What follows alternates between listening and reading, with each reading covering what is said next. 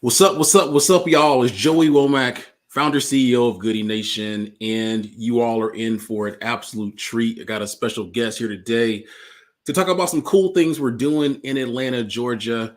Goodie Nation has spin up a new program called Equity Wings. This is all about training the next generation of angel investors and connecting them with diverse founders for investment opportunities, right? Huge opportunity, huge hole in the overall tech ecosystem. And we're starting right here in our home backyard of Atlanta, Georgia. So I'm going to kick it over to my guest here, the Honorable, Honorable Grant Warner, for a quick introduction. I'm not going to steal his thunder, talk about what he does. I'm letting him do his thing. So, Grant, if you want to do a quick intro, please. Sure. My name is Grant Warner, Executive Director for the Center for Black Entrepreneurship, with the mission to unlock Black entrepreneurial talent connected to capital and commercial markets. Really happy to be here, kicking it with you for sure. There it is. There it is. Okay, so before we get into all the things around angel investing and its opportunities, so on and so forth, want to learn a little bit more about you as a human, right? Want to learn more about your backstory. At Goodie Nation, we're all about relationships and how experiences in life really connect and bind people. So let's go all the way back, right? Can you share a little bit more about your origin story, kind of like how you came to be? Sure. So I have a background, an academic background in mechanical engineering. People are always surprised to hear that when they hear that I'm the executive director for the Center for Black Entrepreneurship. But I actually got into entrepreneurship in kind of rolling up your sleeves fashion. So while I was in graduate school, we were working on a project while the internet was still called the World Wide Web to put a robotics toolkit on the World Wide Web. Through that, I started to learn about Perl and HTML, etc. So when I got into my PhD program, I started a consulting company. So we were developing solutions for AT&T's platform, which was called Easy World Wide Web. Back then, we did that for several years. And then one of the founders of that company and I, we broke off and started exploring product ideas that we could do. And eventually, that became ConnectYard. So we ran that software company for 15 years. So we sold a retention solution to instructional technologists. We were doing that through direct sales, eventually through a channel partnership, and finally through licensing. So saw a lot of the startup life cycle through that experience. So yeah, it's really been dope. And that's how I got here. Fundraising while Black, understanding the challenges of that. Working through particularly the federal entrepreneurship landscape and understanding how there'd been really deep investment some places and not as much investment other places that really let people kind of launch, grow, scale companies. Nice. And before we get into the Worker Center for Black Entrepreneurship, you're relatively recent to Atlanta. Can you share a little bit more about you? You came from DC, right? And some of the work there? Yeah, indeed. Yeah. So before coming to Atlanta, I was in DC for 16 years. I was at Howard University. So I was a member of the faculty in mechanical engineering, but I was also the director of innovation for the College of Engineering and the Office of Research. So through that position, again, I did a lot of work in the federal space, helping to grow kind of lab to market commercialization programs. And again, the same thing you see in the private markets, you see in the public markets where the U.S. number one, people are surprised to hear this, number one seed funder for technology companies, U.S. by activity, right, by number of investments. And you walk into a room where they've labeled this program America's Seed Fund, but the room doesn't look like America, right? Kind of Black and brown people not represented, et cetera. So, I did a study while I was at Howard that looked at, well, what are the barriers? And again, what you see is that there's been intentional investment in R1 institutions, a number of predominantly white institutions where there's a clear pathway. If you have an idea, how you get support that leads directly to funding. And again, not to say everybody has 100% funding, but that there's a clear pathway and support.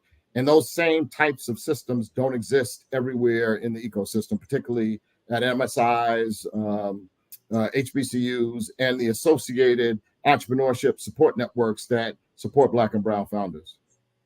Nice, nice, nice. So let's talk about the work here. So share a little bit more about the Center for Black Entrepreneurship and why this particular work is so important. Uh, so the Center for Black Entrepreneurship is a partnership between Spelman College, Morehouse College, and the Black Economic Alliance. So I think that in and of itself is kind of a very unique situation where you have multiple HBCUs in the center, along with this third party that really has an extensive network of Black professionals, et cetera, that you can really lean into to grow the programming. And when we think about the programming, the center really stands on three pillars, right? So one of those pillars is ecosystem, right? How do we develop deep and meaningful connections with key players in the ecosystem like yourself, Goodie Nation, et cetera? So that's a really important part to make sure our stakeholders have that access. And when we think about stakeholders, we think really broadly. So it's the campus community, but it also goes beyond the campus community when we think about alums, and we're also doing programs in the community. The second pillar is education. Like, how do we create kind of world-class training, taking what we understand about the intersection of race and entrepreneurship, right? And really using that to inform our programming. And the third part is pathways, right? How do we create pathways for people to have productive careers, whether that means you're a founder, you're a funder, or you work for an entrepreneurship support organization. So even though it's called the Center for Black Entrepreneurship, the outcomes that we value are diverse, right? It's like, hey, you could be any one of those things. This is a win.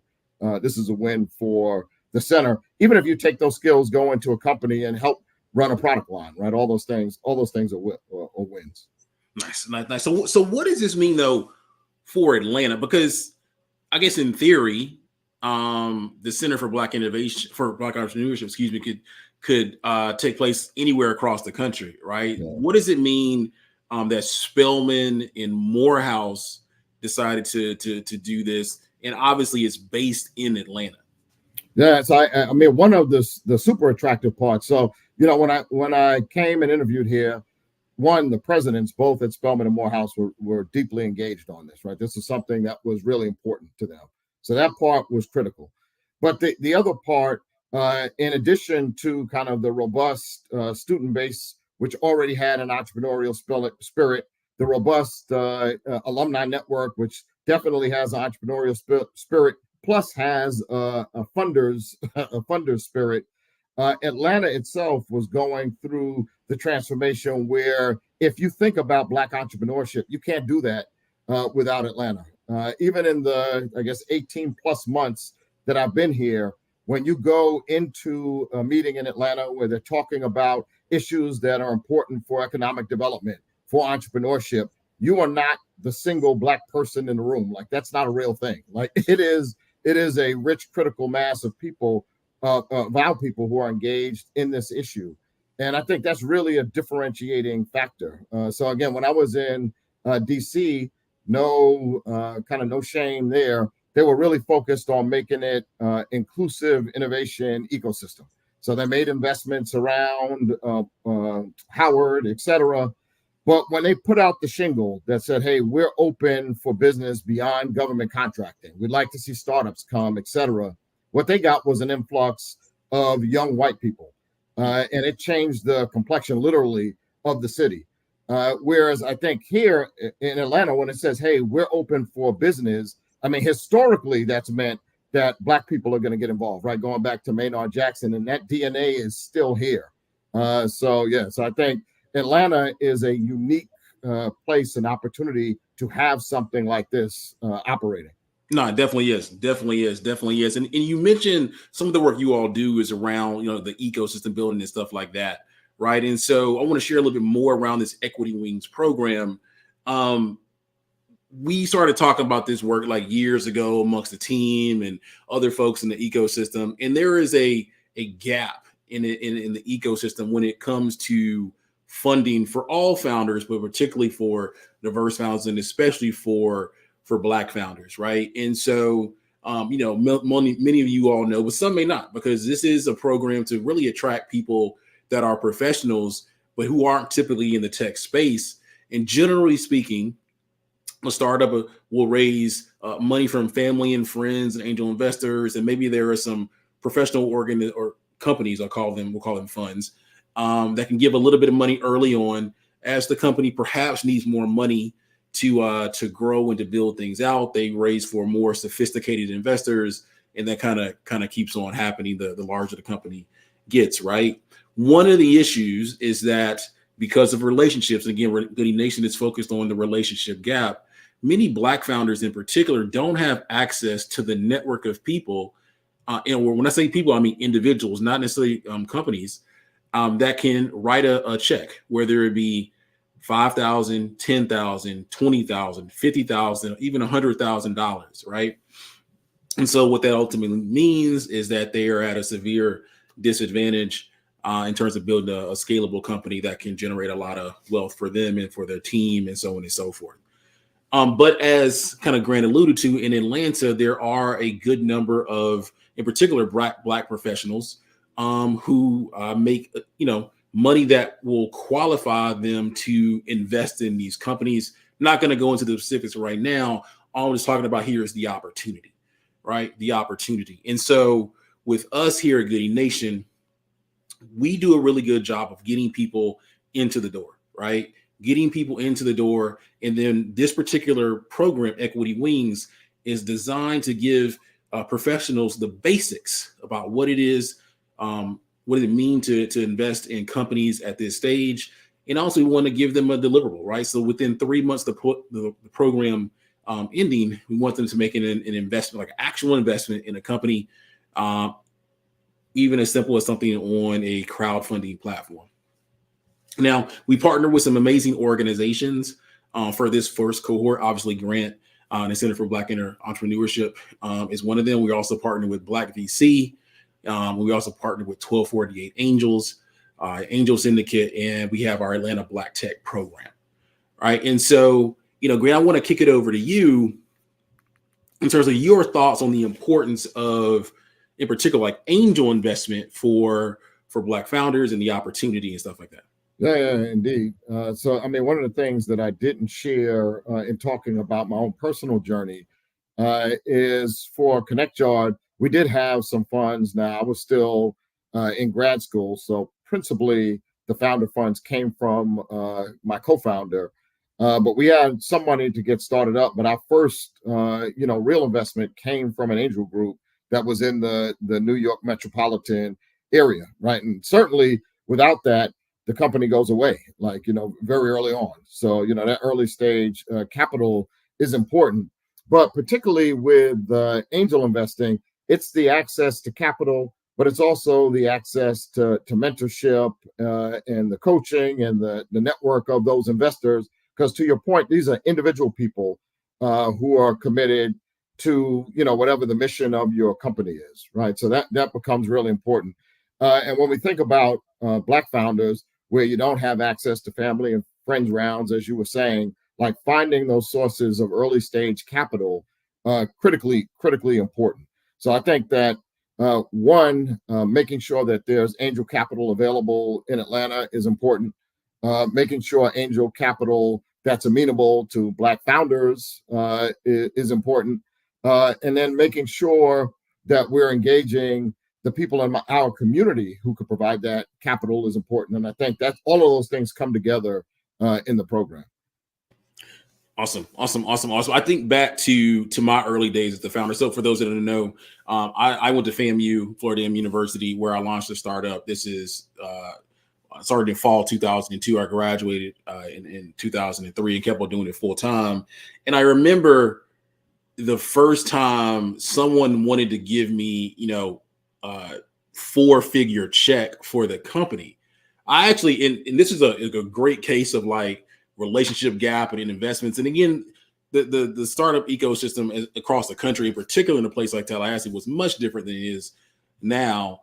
And got in Greg Harris, Alpha, Gamma Lambda, I believe the chapter in Tallahassee, grad chapter, had been an advisor to our undergraduate chapter at FAMU, or a friend to the chapter, and really good human, really good guy.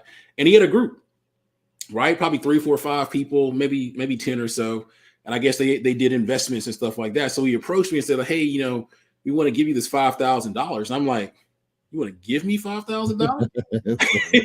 You want, like, hold on, like this don't. No, I trusted the dude, but it just like this don't seem right. And I'm like, this is an investment. I had no idea about investments. What ended up not being investments, basically a grant. But I remember in that meeting legitimately questioning, is an investment. I didn't know anything about investments. I'm like, I'm not sure if he knew too much about angel investing. But He just wanted to do the right thing. So but that kind of goes to show you, right? Like, I think, there's a big opportunity to educate, our folks on the opportunity to invest in startups, right? Because other communities are doing it.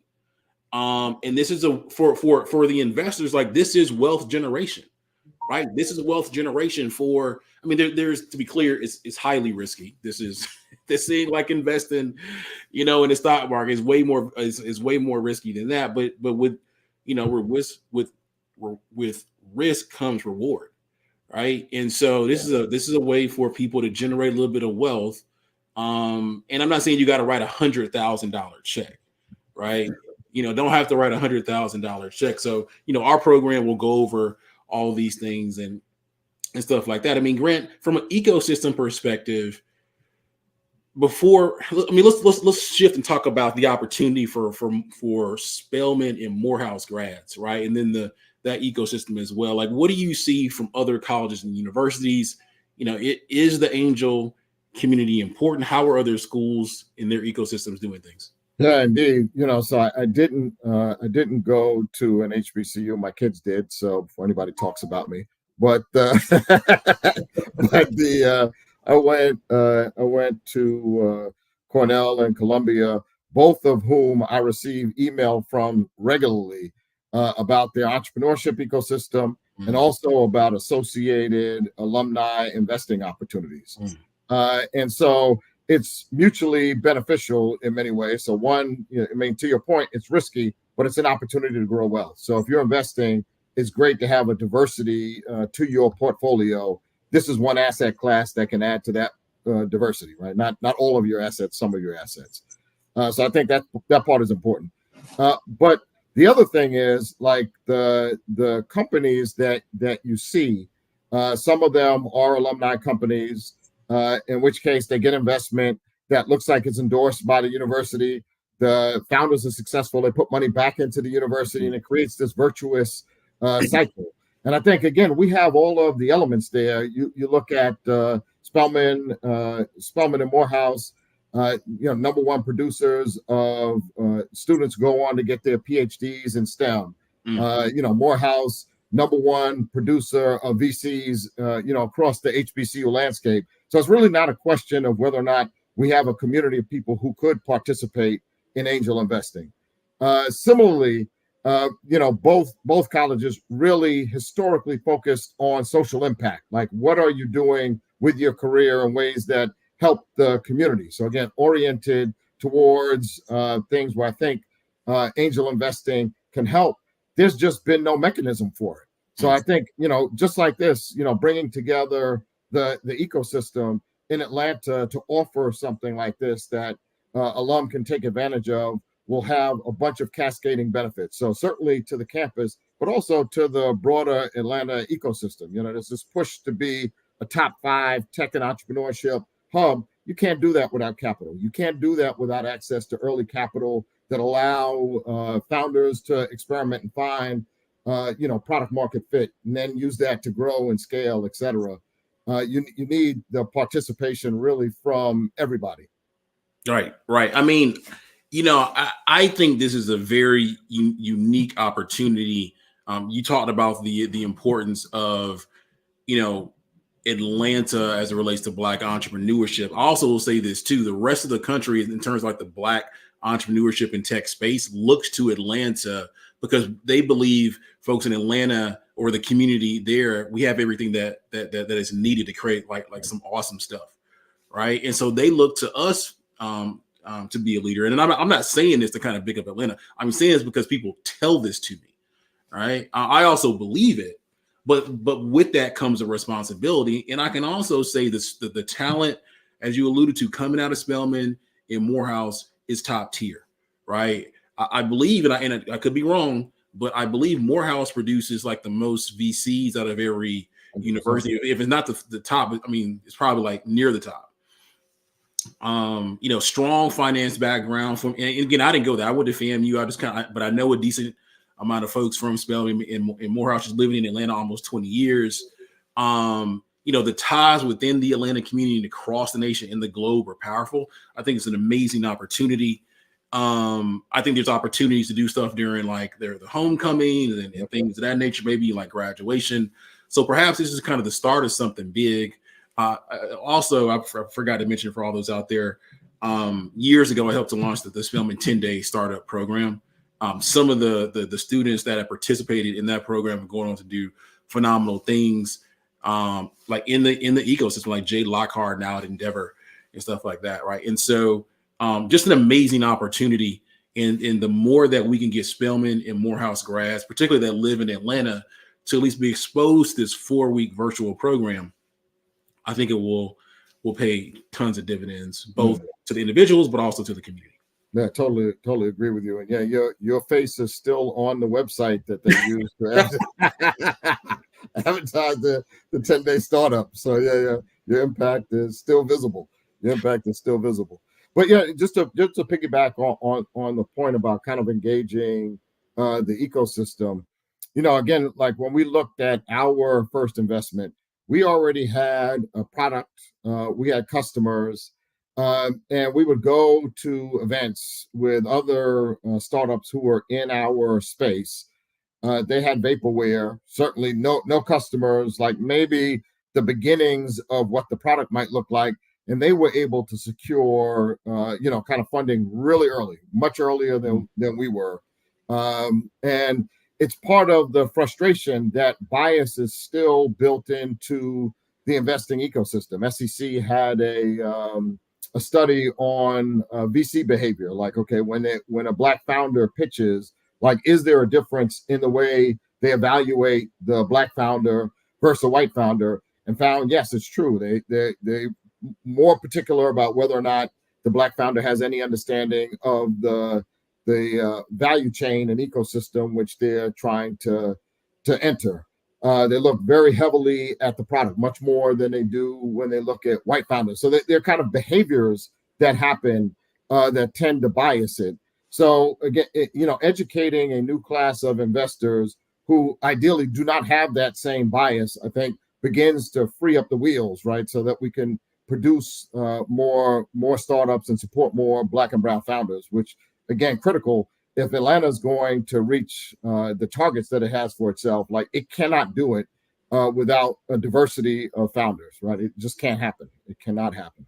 Exactly. And to me, that speaks to, or one of the things that it speaks to is trust, right? It's trust. And again, it's one of the things that we help to solve for at Goodie Nation, right? In the thing here, the importance here, in particular for Spelman and Morehouse grads, right? If we can, develop those graduates as angel investors by sheer network, and they may have gone to school with some of the Black founders or know someone that went to school or either college or high school or grew up in the same city or something like that. That's how we generate a little bit of trust, right? And it speeds up that decision-making process. It makes people more comfortable, parting ways with their money, right? Quite honestly. Right? Right, So, exactly, think about the network effect, right? The network effect for those that went to Spelman and Morehouse, those that went to HBCUs, those that live in certain like larger cities and so on and so forth. Like, that's how we start to create networks of trust. When I say that, I mean developing like these college graduates in particular, though you don't have to be a graduate of college, but in particular, like Morehouse and Spelman grads, developing them as angel investors will have tremendous impact all across the country, quite honestly.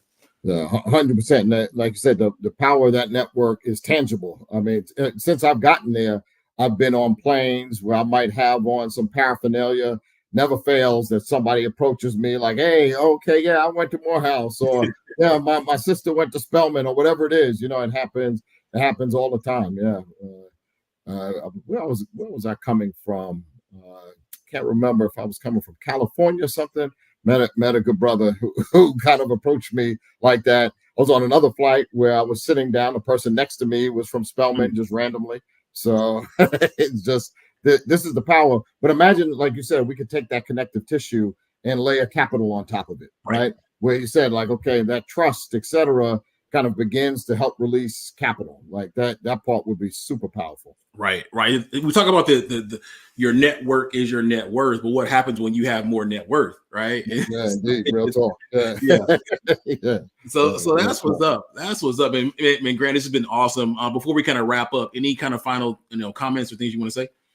No, I think we hit all the key points. I think one, kind of the Equity Wings program is one of those examples of the power of the Atlanta ecosystem at work. People coming together, bringing their assets to the table, using that to amplify a program. That program will necessarily benefit the broader Atlanta community, and it will engage, the key universities. When I look at what happens in other locations, like the economic development and growth, et cetera, is built on connecting the talent, the opportunity, et cetera, the IP, the funding, et cetera, that all circles around universities and colleges. So, it's great to see that type of formation happening here. And again, as I mentioned earlier, it was that kind of dynamic is what made me feel like this was the right place to be. So, yeah, so amazing. I love it. So, Grant, it's been an absolute pleasure. I told you all you're in for a treat. You got a treat. Just as a reminder, applications close soon for our Equity Wings program. Go to the link there at the bottom of the screen. So goodienation.org/Equity Wings. Read up about it. Apply. It's a free program over about a month. Sessions happen in the evening. They're virtual. There are office hours for you to connect with actual angel investors. So I have to ask dedicated questions. You'll learn everything around the basics of angel investing, including how to actually get connected to top startups, both in Atlanta and across the country, right? And so amazing program. Again, I want to shout out Grant, Center for Black Entrepreneurship, Black VC, and their Atlanta chapter, 1248 Angels, and the Atlanta Black Tech community and program, as well, and a few other folks. So super excited for what's next. I think we're going to something big, and I can't wait to see what happens next. So peace out, y'all. Stay magnetic and outwork yesterday. Peace.